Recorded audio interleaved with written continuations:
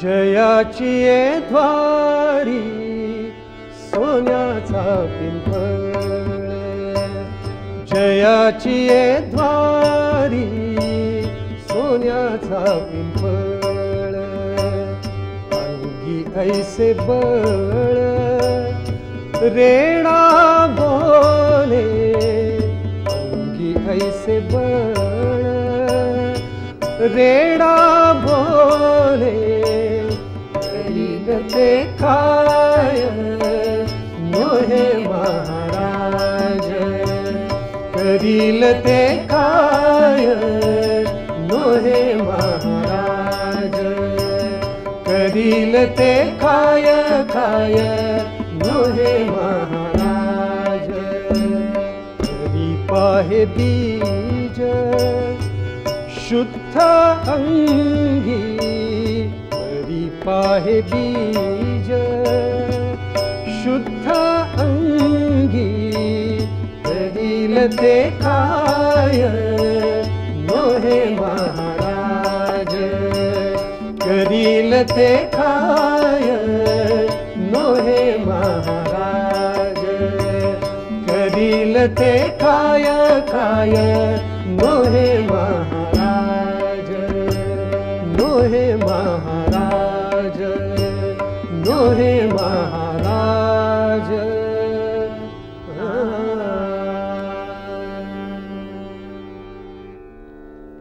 भागवत धर्माचा साक्षात कळस होण्याचं सद्भाग्य ज्यांना लाभलं ते तुकाराम महाराज माऊलींचं कौतुक गाताना सांगतात, जयाची द्वारी सोन्याचा पिंपळ, अंगी ऐसे बळ रेडा बोले, रेड्यामुखी वेदवाणी वदवण्याचं अलौकिक सामर्थ्य माऊलींच्या ठाई आहे। करील ते काय नोहे महाराज, परी पाहे बीज शुद्ध अंगी, माऊली काय कृपा करतील, अनंत संतांवर त्यांनी कृपेचा वर्षाव केला, पण भक्ताला तपासून घेतील, पाहून घेतील। भक्ताच्या ठाई शरणागती हवी, समर्पितता हवी, अंतरीचा भाव शुद्ध हवा, मग माऊली काय कृपा करेल त्याला सीमाच नाही। म्हणून ही माऊलींची माऊली, संतांची संत। ज्ञानेश्वर महाराजांनी जनसामान्यांच्यासाठी ब्रह्मविद्येचा सुकाळ करून टाकला, मुक्तीची पेठच घातली असं तुकाराम महाराज म्हणतात, असं कौतुक करून टाकलं। तुका म्हणे येथ सुखा काय होणे, आत्मसुखाला जनसामान्यांना वंचित ठेवलंच नाही ज्ञानोबानी। हे आत्मसुख ब्रह्मविद्या आत्मविद्या जनसामान्यांना माऊलींनी भरभरून वाटली असं कौतुक करून टाकलं। त्यांची भावार्थ दीपिका म्हणजे ब्रह्मविद्येचा सुकाळ करणारी ज्ञानेश्वरी आहे, ज्ञानदेवानी रचलेली ज्ञानेश्वरी आहे। आणि म्हणून जनसामान्यांना मार्ग दाखवताना भगवंतांच्या मुखातून अर्जुनाचं निमित्त करून माऊली म्हणते, अर्जुना देह तर नाशवंतच आहे, आत्मा मात्र अमर असतो बरं। तेव्हा हे ज्ञान तू प्राप्त कर आणि कौरवांचा संहार कर। म्हणून सांख्ययोग सांगितला, पण ज्ञानी माणसाने हे शक्य, अज्ञानाने काय करायचं, म्हणून त्यांच्यासाठी साधना सांगितली, उपासना सांगितली। स्वधर्म आचरण करा म्हणजे स्वकर्म उत्तम रीतीने आचरा। पण आता हे उत्तम आचरण करता यावं म्हणून चौथ्या अध्यायामध्ये कर्मयोग संपल्यानंतर त्या स्वधर्माचरणाला पुन्हा एकदा ज्ञानाची जोड दिली, ज्ञान कर्म संन्यास योग सांगितला। माऊली म्हणते ज्ञानासारखं पवित्र दुसरं काही नाही। आणि हे आत्मज्ञान, ही आत्मविद्या, हे एकात्मज्ञान कुणाला जर प्राप्त होत असेल तर ते केवळ श्रद्धावंताला प्राप्त होतं. ज्या परमार्थाचा अनुभव स्वतःला नाही, पण वेदांत उपनिषदांनी ज्याच्याविषयी लिहून ठेवलेला आहे, शंकराचार्यांसारखे आचार्य, ज्ञानोबा तुकोबा रामदासांसारखे महान संत आपला आत्मानुभव ग्रथित करून ठेवतात, त्याच्यावर पूर्ण विश्वास ठेवणं याला म्हणतात श्रद्धा. अशी श्रद्धा ठेवून जनक शुकाचार्य सुद्धा पैल तीराला लागले, भवसागर ओलांडून गेले. म्हणून त्यांचा आदर्श जनसामान्यांनी आचरावा. श्रेष्ठ जन जे करतात ते सामान्यांनी अनुसरावं. यद यद आचरति श्रेष्ठः तत्तदेवे इतरो जनः, हे भगवंतांनी सांगितलेलं आहेच. आत्मज्ञानी जागे असले की सगळा समाज सुखी होतो आणि सन्मार्गाला लागतो. रेल्वे रात्री धावत असते आणि सगळे प्रवासी सुखेनैव झोपलेले असतात. जागे असतात फक्त दोघंच बरं, त्यातला एक ड्रायव्हर आणि दुसरा गार्ड. गार्डाला तर बसायला तिपाईच असते, झोपायला जागाच नसते, कारण त्याला झोपून चालणारच नसतं. आणि ड्रायव्हरला, त्या चालकाला तर बसायलाही जागा नसते. ते दोघं जागे असले की रेल्वे सुरक्षित. तसे आत्मज्ञानी समाजामधले जागे असले की समाज, राष्ट्र, मानवता, कुटुंब, व्यक्ती सगळे सुखरूप आहेत. म्हणून माऊलींनी आम्हाला सांगितलं की आत्मज्ञानाने दाखवलेल्या मार्गाने हळूहळू उन्नत व्हा. योग साधा. निर्द्वंद्व अवस्था म्हणजे योग, समत्व म्हणजे योग बरं का. योग साधण्यासाठी मनातली आसक्ती हळूहळू कमी करून टाका. आणि म्हणून कर्मसन्यास योग या 5व्या अध्यायानंतर माऊली आता आत्मसंयम योगाकडे येते. गीता सगळीच लाडकी माऊलींची, पण गीतेतले जे काही विशेष अध्याय माऊलींचे आवडते आहेत त्यात एक 6वा आहे. कारण त्यात अष्टांग योगाचं, हठयोगाचं सगळं रहस्य प्रगट केलेलं आहे. आणि माऊली तर नाथसिद्ध आहेत, म्हणून अत्यंत गोमटेपणे त्यांनी 6व्या अध्यायावर भाष्य केले. माऊली आम्हाला सांगते, तैसे गीतार्थाचे सार, जे विवेक सिंधूचे पार, नाना योग विभव भांडार, उघडले का. हे काय आहे? गीतार्थाचे सार आहे 6वा अध्याय. म्हणजे हे विवेक सिंधूचं पहिलं तीर आहे. आणि इथे योगाचं सगळं वैभव भांडार भगवंतांनी अर्जुनासाठी प्रगट केलेलं आहे. असं भाग्य या अध्यायाला लाभलेलं आहे. तो अध्याय हा 6वा, वरी साहित्याचे बरवा, असं माऊली बोलून गेलेली आहे. माऊली म्हणते, मी अशा शब्दामध्ये या योगाचं वर्णन करीन की त्याची रसाळता ऐकून सगळी इंद्रिय परस्परांमध्ये भांडायला लागतील. श्रवणाला जिभा फुटतील, बोले इंद्रिया लागे कळंबा एकमेका, असं होऊन जाईल. पण या शब्दाचं सामर्थ्य असं असेल की सर्व इंद्रियांची तृप्ती त्या एका शब्दाच्या माध्यमातून मी करून दाखवीन. माऊली आम्हाला सांगतात, तेणे कारणे मी बोलेन, बोली अरूपाचे रूप दावीन, अतींद्रिय परी भोगवीन, इंद्रियांकरवी. काय सामर्थ्य आहे! माऊली असं म्हणतात, हा आत्मानुभव देण्यासाठी जनसामान्यांसाठी मी बोलेन. डोळ्यांना जे रूप दिसत नाही परमात्म्याचं, ते मी शब्दांनी तुम्हाला दाखवीन. अरूपाचं रूप शब्दाच्या माध्यमातून दाखवीन. जे अतींद्रिय आहे, पंचेंद्रियांना, ज्ञानेंद्रियांना प्रत्ययाला येत नाही, ते इंद्रियांकरवी शब्दांच्या माध्यमातून तुम्हाला भोगण्याचं सामर्थ्य प्राप्त करून देईन. कारण भगवंत साक्षात वक्ता नारायण आहे आणि श्रोता नर अर्जुन आहे. भगवंतांचं वर्णन या 6व्या अध्यायामध्ये माऊलीने अतिशय गोड केलेलं आहे. ते म्हणतात, ऐका, यशश्री औदार्य, ज्ञान वैराग्य ऐश्वर्य, हे 6ही गुण जिथे असतात तिथे प्रत्यक्ष भगवंताची वस्ती असते. कोणते गुण आहेत?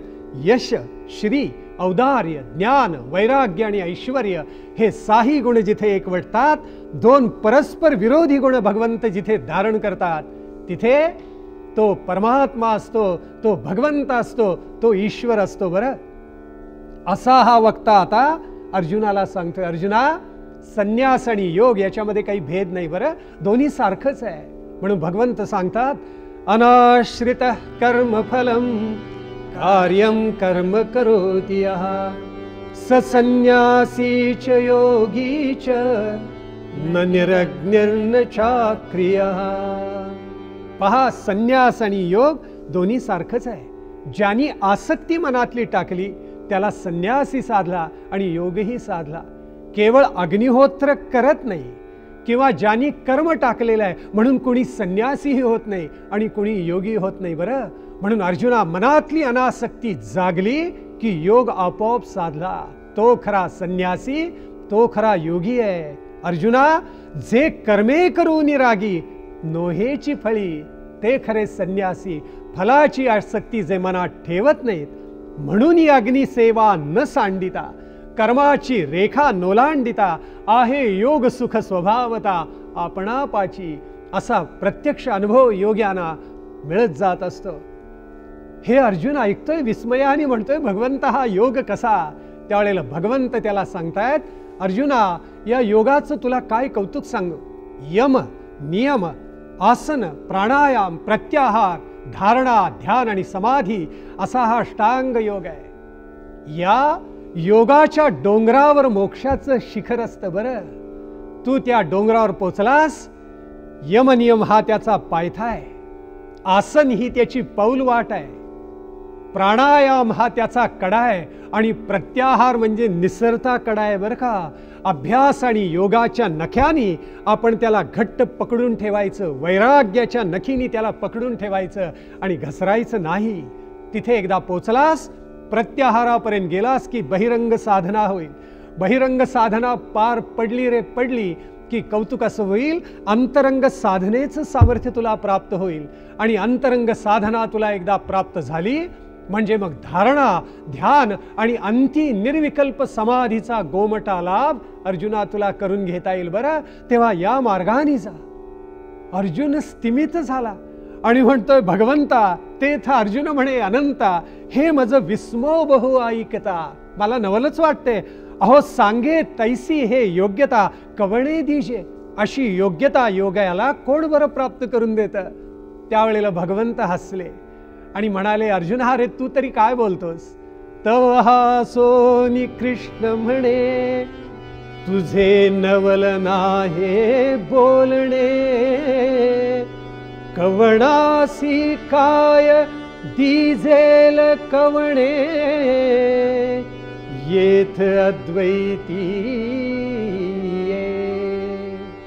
अद्वैतात कोण कोणाला काय देणार. अद्वैत झाल्यानंतर द्वैत सरत. मी तू हा भाव जातोच, कुणी कुणाला काय द्यायचं. इथे काही द्यायचंच नसतं. अर्जुनाला आणखीनच विस्मय वाटला.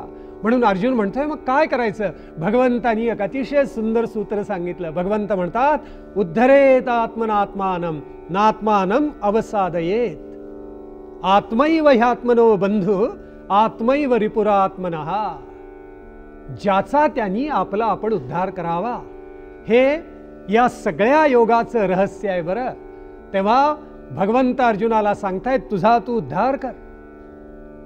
समर्थांनी एके ठिकाणी म्हटले, विवेकी दक्ष जो कोणी पुरुषार्थी धर्मरक्षकू, अमूल्य जन्म हा तेणे वायाची दवडू नये. म्हणून तुझा तू उद्धार कर. एक सुंदर दृष्टांत आहे आपल्याकडे.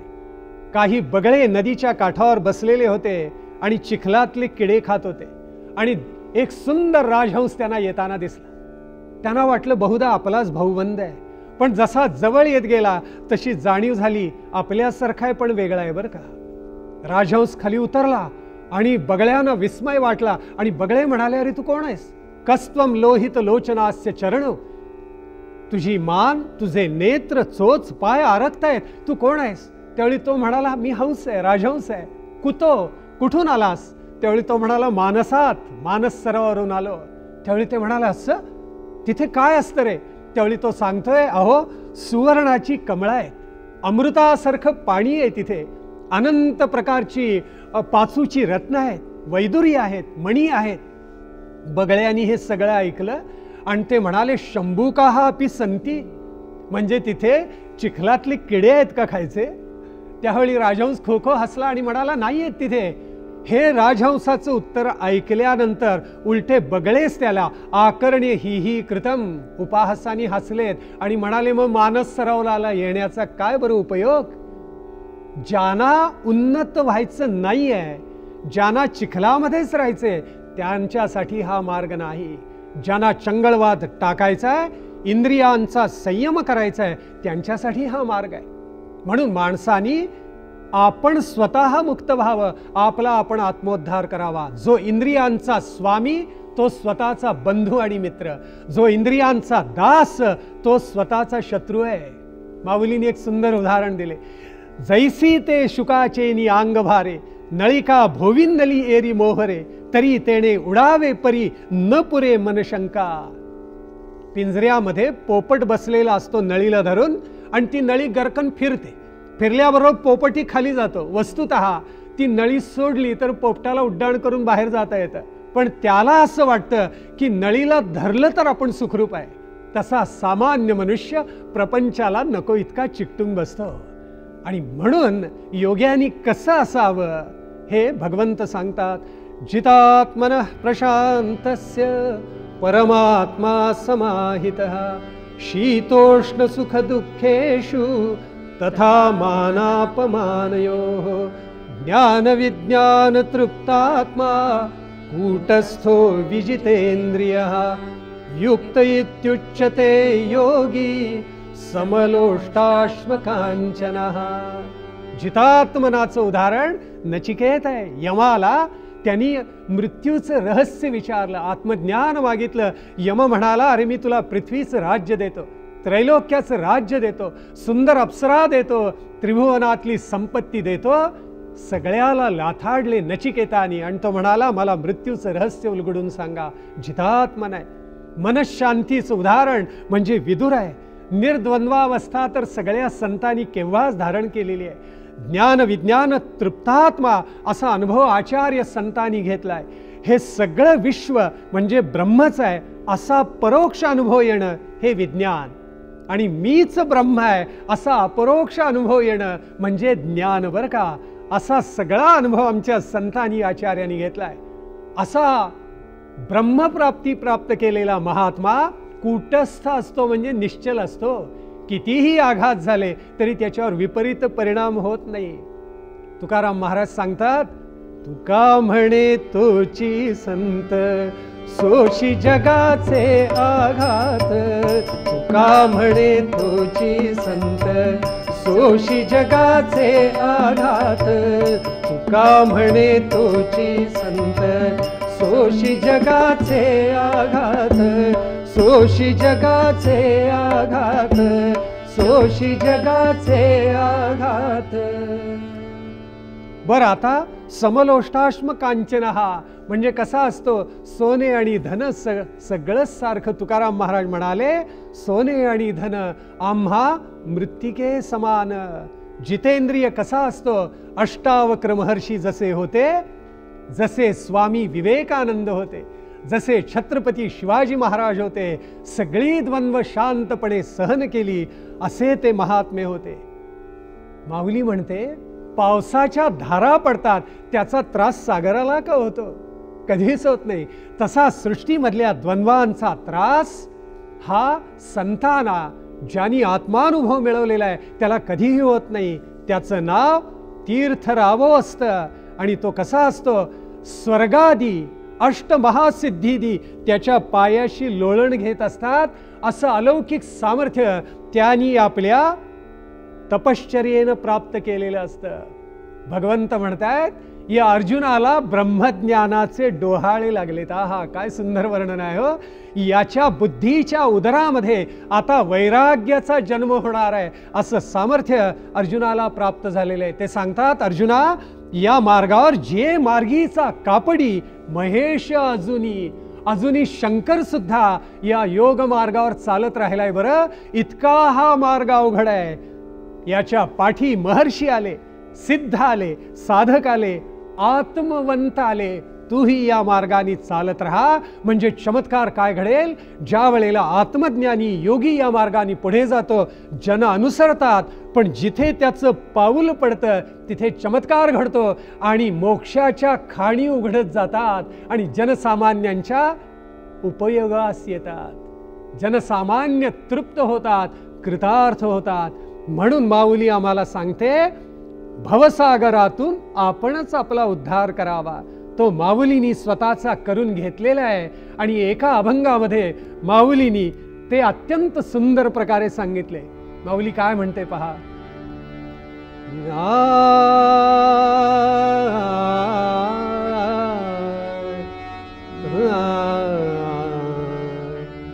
अंतरीचे सुख अंतरी निमाले, अंतरीचे सुख अंतरी निमाले. अंतर बैसविले ब्रह्मपदी, ब्रह्मपदी. अंतरीचे सुख अंतरी निमाले, अंतरीचे सुख सुख अंतरी निमाले. बाप रखुमा देवी वरू ब्रह्मपदी देखिला, बाप रखुमा देवी वरू.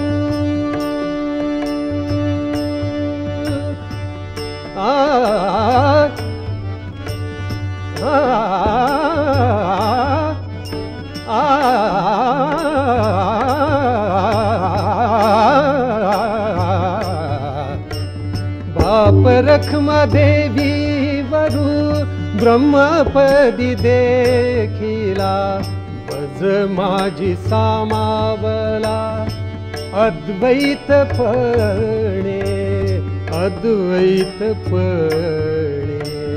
अंतरीचे सुख अंतरी निमाले, अंतरीचे सुख अंतरी निमाले, अंतरी निमाले, अंतरी निमाले. पुंडलीक वरदा हरी विठ्ठल, श्री ज्ञानदेव तुकाराम. पंढरीनाथ महाराज की जय, आदिनाथ महाराज की जय. जय जय रघुवीर समर्थ.